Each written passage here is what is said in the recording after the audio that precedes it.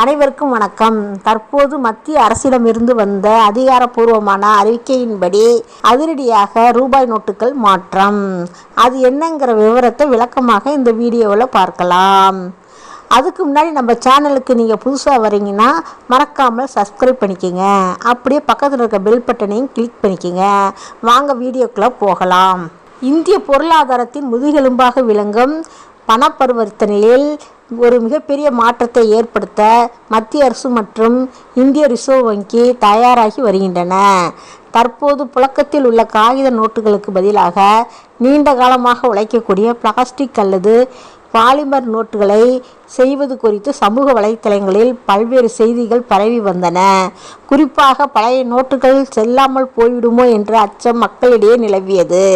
இந்த சூழலில் மத்திய நிதியமைச்சர் நிர்மலா சீதாராமன் மாநிலங்களவையில் இது குறித்து அதிகாரப்பூர்வமான விளக்கத்தை அளித்து அனைத்து குழப்பங்களுக்கும் முற்றுப்புள்ளி வைத்துள்ளார்.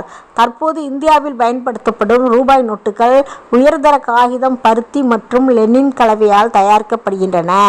இதனால் இவை அடிக்கடி கிழிவது, அழுக்காவது மற்றும் கசங்குவது போன்ற பிரச்சனைகளால் விரைவில் சேதமடைகின்றன. இத்தகைய சேதமடைந்த நோட்டுகளை திரும்ப பெற்று புதிய நோட்டுகளை அச்சடிக்க இந்திய ரிசர்வ் வங்கி ஆண்டுதோறும் ஆயிரக்கணக்கான கோடி ரூபாயை செலவிட வேண்டியுள்ளது. இதற்கு தீர்வாகவே ஆஸ்திரேலியா, சிங்கப்பூர், கனடா மற்றும் நியூசிலாந்து போன்ற வளர்ந்த நாடுகளில் புழக்கத்தில் உள்ள பாலிரோப்ளின் என்ற சிறப்பு வகை பிளாஸ்டிக் பொருளால் தயாரிக்கப்படும் பாலிமர் நோட்டுகளை இந்தியாவில் அறிமுகம் செய்ய திட்டமிட்டுள்ளது. இந்த பாலிமர் அல்லது பிளாஸ்டிக் நோட்டுகள் சாதாரண காகித நோட்டுகளை விட 3 அல்லது 4 மடங்கு ஆயுள் கொண்டவை. இவை தண்ணீரில் நினைத்தாலும் அல்லது அழுக்கானாலும் பாதிக்கப்படாது என்பதுடன் இவற்றை கிழிப்பது மிகவும் கடினம். எல்லாவற்றுக்கும் மேலாக கள்ள நோட்டுகளை தடுக்கும் வகையில் மிக உயர்தரமான பாதுகாப்பு அம்சங்களை இந்த நோட்டுகளில் சேர்க்க முடியும். முதல் கட்டமாக 10 மற்றும் 20 மதிப்பில் சுமார் 100 கோடி ரூபாய் மதிப்பிலான பாலிமர் நோட்டுகளை சோதனை அடிப்படையில் அறிமுகப்படுத்த இந்திய அரசு வங்கிக்கு மத்திய அரசு அனுமதி அளித்துள்ளது. இந்த கள சோதனைகள் வெற்றிகரமாக முடிந்த பின்னரே பாலிமர் நோட்டுகள் முழுமையாக புழக்கத்திற்கு விடப்படும். இதற்கான மூலப்பொருட்களை கொள்முதல் செய்யும் பணிகள் ஆரம்ப கட்டத்தில் இருப்பதால் இந்த நோட்டுகள் பொதுமக்களின் பயன்பாட்டிற்கு எப்போது வரும் என்று துல்லியமான தேதியை இப்போது அறிவிக்க முடியாது என்றும் அமைச்சர் தெரிவித்துள்ளார்.